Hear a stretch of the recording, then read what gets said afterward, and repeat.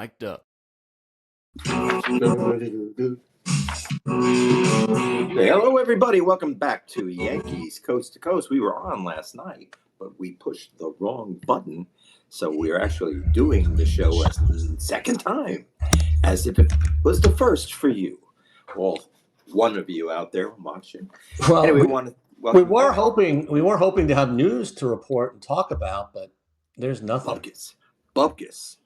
The big news is the Pirates tried to sign Schwarber for 4 years and just over $100 million. That's going to get it done. That's a deal. Hey, listen, they want to tell their fans that they're giving it a shot. That's not a shot. How embarrassing. How embarrassing. So I've been, as has everybody and their mother, been, listening to podcasts and reading stories and doing all sorts of stuff. And it cracks me up. Some of these shows that shall remain nameless, all they're doing is at the same time that they're watching the Yankee Hot Stove on Yes, they're on their show. So they're not even talking about anything, not even projecting or hoping that the Yankees do this or hoping the Yankees do that. It's just ridiculous. There's nothing to talk about. And as I said yesterday, these guys who have shows every week, even during the off season, why? I mean, 3 or 4 things happen during the off season. Have a show then. There's no reason to talk every day or every 2 days during the off season. I mean, we could have done a show on the Hall of Fame vote. We could have done a show on this whole Sonny Gray fiasco, but there's nothing really going on with anybody. It's true. And what I find amazing is, they put these like Yankees Hot Stove shows together, and they get like vanilla comments from Boone and Cashman that are just like rehash of old conversations. Oh yeah, they're experts at saying nothing. It's saying amazing. Nothing. It really is true. I'm impressed, and they're not allowed. I mean, they're not allowed to talk about other players, but they're not even saying what they would like to do or anything like that. And some guy was speculating that's because Yamamoto last year screwed them over, and they're trying to stay out of it. And I'm like, you know what? No. I mean, Boris is doing what Boris does with Bellinger. He's, sending out all sorts of information to everybody in all the media outlets and saying that Bellinger's as good as Tucker. And this is why he's as good as Tucker. And he's not. Tucker's 29. Bellinger's older. Tucker has had one down year because of injuries. And even then, last year he was a stud, except for when his ankle was hurt. And the first month of the season, he's not as good, but he shouldn't be as expensive either, and he shouldn't be as many years. But the same crap is happening over and over again, which is nothing. And we'll see what happens. And I know you're a big proponent that the Yankees can't wait. And no, I don't think they can. But I think this is what's happening. I think everyone's gonna wait. I think you're going to see a relatively slow week. I hope I'm wrong. I really do, because I think there's nothing better than a really good winter meeting. But these guys it just seems that the league, whether they don't want to spend or what, there's a few guys that are appealing. And nobody, though, that seems desperate. It doesn't feel like there's anybody who has to bring anybody in. I think the Yankees probably have to bring in either Tucker or Bellinger. They have a very tough season next year. But I don't know about anyone else who's desperate to bring anybody in right now. I guess on one level, you got to think that maybe the Blue Jays are riding a high that seems to make them appealing suddenly. I don't know if they would have gotten the Cease contract. The Cease contract 7 and 210 was stupid. That was a way, way, way overpay. So is that their tax they have to pay to get players? I don't know. I mean, they got what's his name? They were able to keep Guerrero, Vlad back. There. I thought Vlad was going to leave because I didn't think they would pay him enough, but they certainly did. Well, they're losing Bassett and they're getting Cease, which is an upgrade because Bassett's old and starting to become hittable, but Cease is injury prone and bouts of wildness and a whole bunch of different things, and $30 million a year. I mean, that's That's more money than Fried and more money than Rodon, and I would rather have both of those guys than I would have Cease. But who knows what's going to happen? I mean, as we talked about yesterday when nobody was listening, we know what George Steinbrenner would do in this Nobody situation. ever listens. Yeah. He would sign Bellinger or Tucker. Volpe would have been banished at some point during the season last year. And Billy Martin would be the manager. And Billy Martin's dead corpse would be the manager. And that would scare the hell out of everybody. Boone would have been fired before the 24 season, I think is what you said yesterday. And,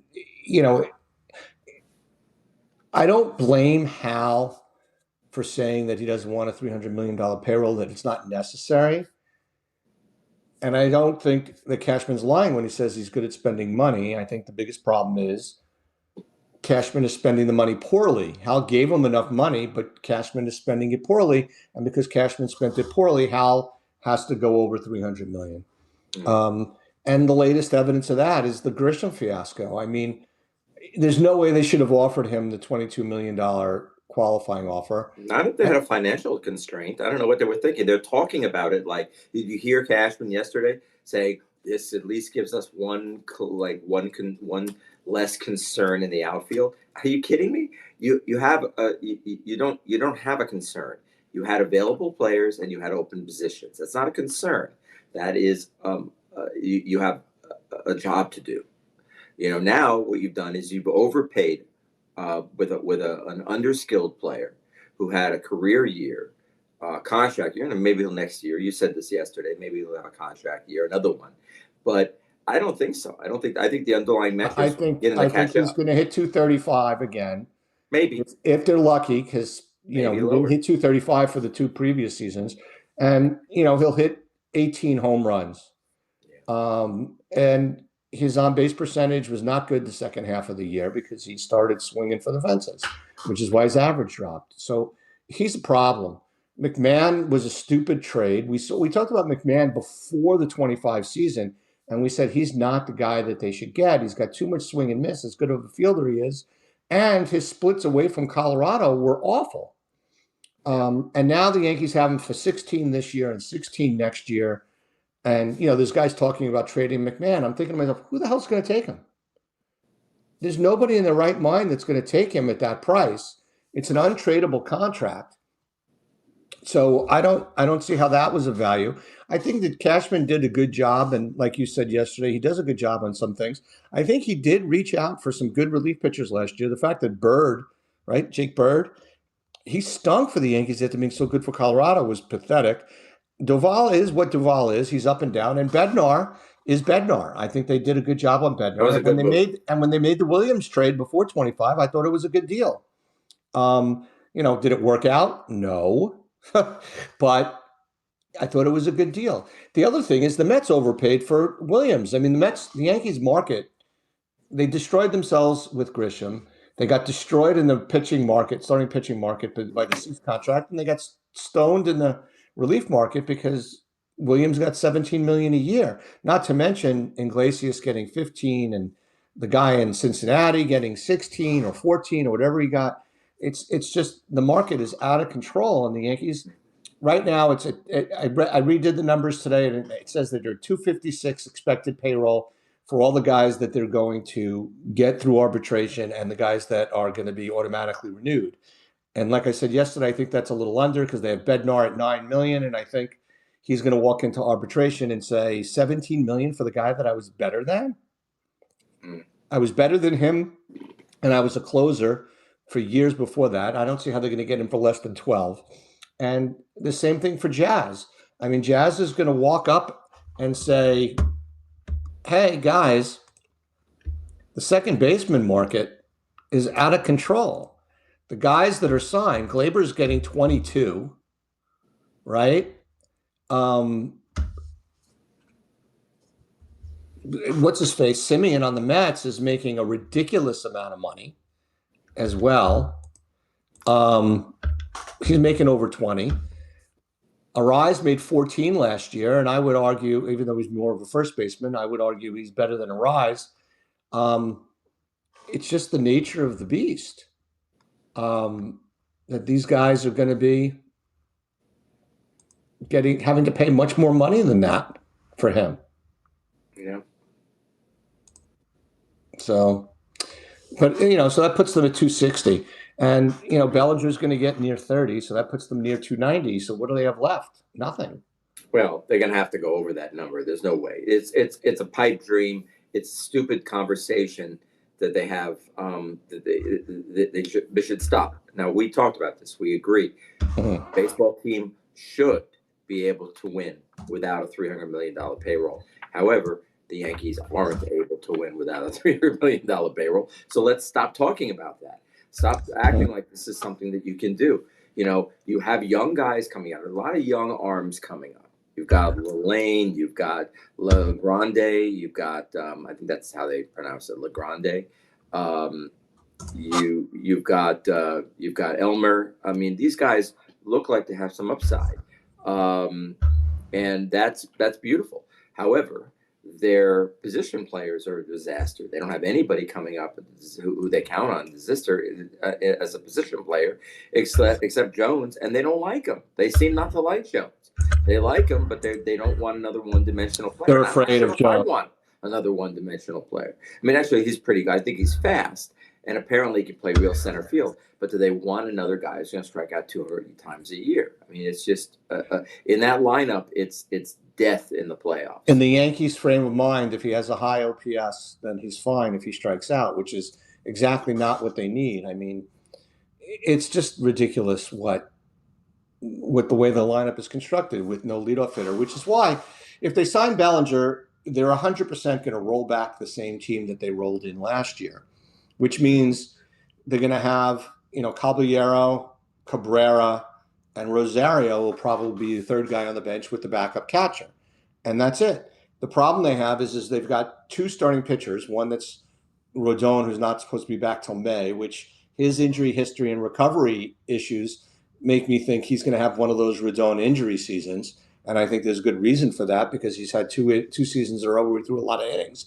And then Cole's coming back from TJ surgery, which usually brings command issues. And, even if it doesn't, he's not coming back till June, possibly July, and then Schmidt not till September. So And you're who going knows if he's going to be any good? I mean, that's right, another thing. and you're going into the season with four starters, one of which pitched more innings than he's ever pitched in Will Warren, Max Fried, Luis Heel, who is coming off an injury, but we'll see what happens, and Schlittler, who is not going to throw 180 innings because he's never done that before. And that's your four starters. And Ryan Yarborough is your swingman. They need a starter. Amai, as they are now pronouncing it on the radio, is a guy that's going to cost them close to 5 years and 115, maybe with some opt-outs in it. The Japanese guy, and he's the guy they're going to have to target because I think the market, other than number of years, I think the market for Amai is going to be lower than the market for our friend Michael King, who would also be a nice addition to this team. But I think they're in a lot of trouble if the 300 number is real. They might have to pivot from Bellinger instead and pivot to potentially Garcia, who got released by the Rangers, got non-tendered by the Rangers, who will cost probably less than half of what Bellinger is going to get. And maybe Polanco would be a guy you bring in who is a very bad fielder at second base and third base. And you got to figure out all those things. And it just doesn't make sense. And all of this comes back from the same exact problem, Grisham. Mm-hmm. Yeah, a very, very bad decision. I'm reading some news here that they're in deep conversation or they're talking with Milwaukee about about the Peralta. pitcher, their relief pitcher. Peralta? Not the relief, the starter, Peralta. No, there's a reliever that they're talking to. What's his name? I don't know. The other thing that I saw, there was a lot of talk that, and Kramer must have a Woody by this point. There's a lot of talk that the Yankees are interested in Donovan, but what's funny is listening to the other podcasts and listening to these guys say, "Oh, the Cardinals will take McMahon and the Yankees will take Donovan." I was like, "No, they won't. Cardinals are looking to shed salary, and McMahon makes more money, and McMahon's going to move to second base for them because they have Arenado." I mean, it doesn't it doesn't make any sense. I mean, if you want to get Donovan, that's fine. He had a career season as well. Potentially, he could be a leadoff hitter for them, but who knows? And your favorite player is the guy that they could possibly target, but he's going to be adding payroll, and that would be our friend on the Guardians, Quan. Yeah, I love Quan. It's funny. I'm reading about Kyle Tucker. Mm-hmm. There's a rumor that he has a problem with his motor. He's not the most avid Well, lover of he baseball. is not Batman. He is Robin, which on the Yankees he could be Robin because they have Judge. He is not, he's not. He was never Batman on the Astros, Yeah. and they wanted him to be Batman last year on the Cubs, and he really wasn't. So he's if a problem with his motor. I don't think there'll be a problem with his motor in New York. I think it's a problem with his leadership and being at the forefront. Our friend Stephen Kwan, just so you know, made $8.5 million is scheduled to make 8.5 million this year, which is his first arbitration year. So you have this year and 27. Sorry, it's the second arbitration year. And this year and next year, 27, if there is a season with Quan. So yeah, you could bring him in to be your leadoff hitter, but you're gonna have to give up a lot for him. Probably gonna have to give up Dominguez because he's gonna play left field, and Dominguez is really blocked. You can still keep Jones in the minors, but you still need a right-handed hitting outfielder. And Cabrera is not the answer because Oswaldo can't hit right-handed. Dominguez is not a big right-handed hitter unless you're going to play him every day and just let it go.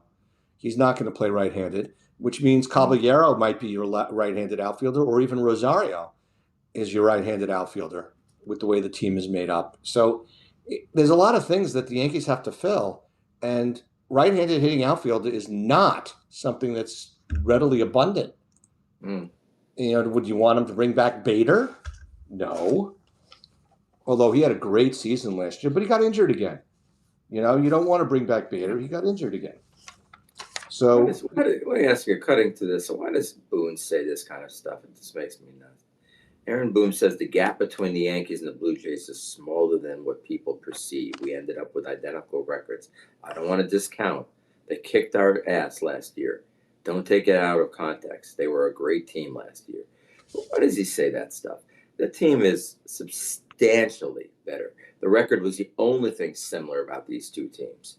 There was a completely different mindset, an approach, a teamwork that the Yankees haven't had really in 25 years. I don't I would know say why. The Yankees pitching, it was last year better than Toronto's. And that was a big difference maker. And if you have better pitching, you can stay close. But I agree that the offensive approach of the Yankees is not one that they can repeat. And it looks like they're going to make the same mistake over and over. Getting back, by the way, to cheap right-handed hitting outfielder options. And these are guys that the Yankees could possibly sign because that's how they, buy in the bargain bin like they do every year. Is a guy like Lane Thomas, who was excellent in 23, but bad in 24 and 25. Austin Hayes, who was a top prospect for the longest time, and he was non-tendered by the Phillies, I believe. He could be gotten for about $5 million. Bader's going to be expensive. Rob Ruffschneider's out there, and he is absolutely Judge's buddy, and he could play the corner outfield position, and he could back up at first base. And he's a platoon He's guy. a fourth outfielder. They don't have a fourth outfielder. No, he could potentially be a platoon guy. Plus, he is a left-handed pitching killer as a right-handed hitter.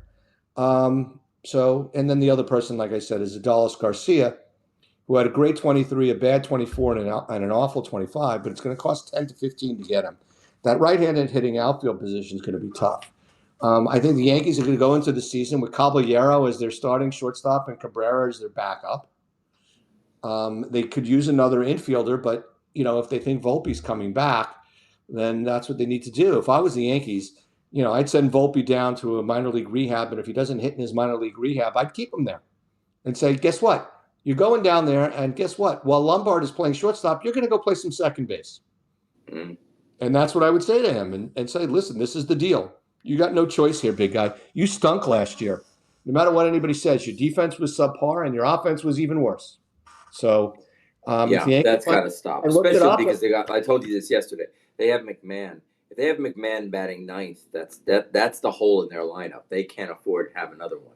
You put no, in you if you don't see a lot of improvement, you've got to put him. You don't have a place for Volpe. Not in yeah, this lineup. They just and don't have an eight. Can they afford an 8, 9, and no leadoff hitter? No traditional leadoff hitter. I mean, they can't. That means think about what happens to Judge if you have that circumstance. You have Judge getting up. You'll have him hit 50 home runs and drive in 110 RBIs again. There's something wrong with him driving in like under 125, 135, or 40 runs. He should be doing a lot more because he yeah. has nobody on base. That's a mistake. Well, And that was my also, thinking last year. There's no reason in the world that he was batting second. If you're going to have a guy bat second because he's going to get an extra, 35 at bats, which is what you get in each spot in the order, what is he going to get you? Well, he's not going to drive in as many runs, so he needs to be batting third on this team because your number 8 and 9 hitters last year did nothing. yeah, And that means he's getting up with less guys on base. He's still going to get up in the first inning, right? I mean, most games, the number 3 hitter is going to get 5 at bats, just like the 2 and the 1. But he can't bat second on this team, especially if the bottom of the order is McMahon and your friendly neighborhood Volpe man. So what do you think about Mackenzie Gore? I I love hear him. that he's. He's You really available, like him. but yeah, he's available. I don't know. I mean, what it is they've got 2 guys on the Nationals who've been there for a while. One guy who likes to gamble and play shortstop, and CJ Abrams, who was in their Soto deal, and Gore, who was also in their Soto deal. Gore is less expensive, and you have control for 26 and 27. So Gore is going to make about 6.5. He would fit, but you're going to have to give up something substantial for Gore. I would say if you believe in Jones, you can give up Dominguez for Gore. I don't know that I don't know what you would give up for Gore. It's going to take a lot. Um, They're saying they want everything. They want it all. right. They'll hold on to him. He's a left-handed starter. And he throws very hard, right? He throws hard. He threw 167 innings in 24, 160 innings in 25. His ERA went up, his WHIP went down, and Yeah, his WAR nobody went cares. up last year. Apparently, In nobody cares about 160 innings, ERA. he struck out 185 guys, and he only walked 64. So his strikeout to walk ratio has been about the same each of the Yeah. last 3 years. So he's Swing and got it miss under with control. command. How rare. Yeah. So he had 32 starts in 24 and 30 starts in 25. So, the guy has shown some stamina. He had 23 starts and 27 starts in 23, which we were on an innings limit with him, which is why he didn't throw nearly as many innings in 23, even though he had 27 starts and he threw only 136 innings. I like him. I don't, he's cheap, but he's going to cost you some prospects. The Yankees have some prospects they have to dump. The Rule 5 draft is Wednesday.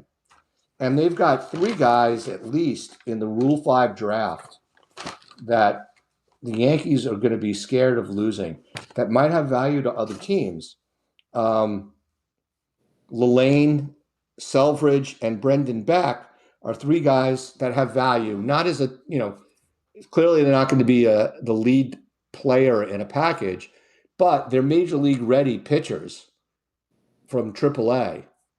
So the team like the Nationals can put them out there and let them, in the case of Lane and Selvridge, start. In the case of Beck, let them be in their bullpen. The bullpen, they just traded away their closer to get a catching prospect. They also need a first baseman over there.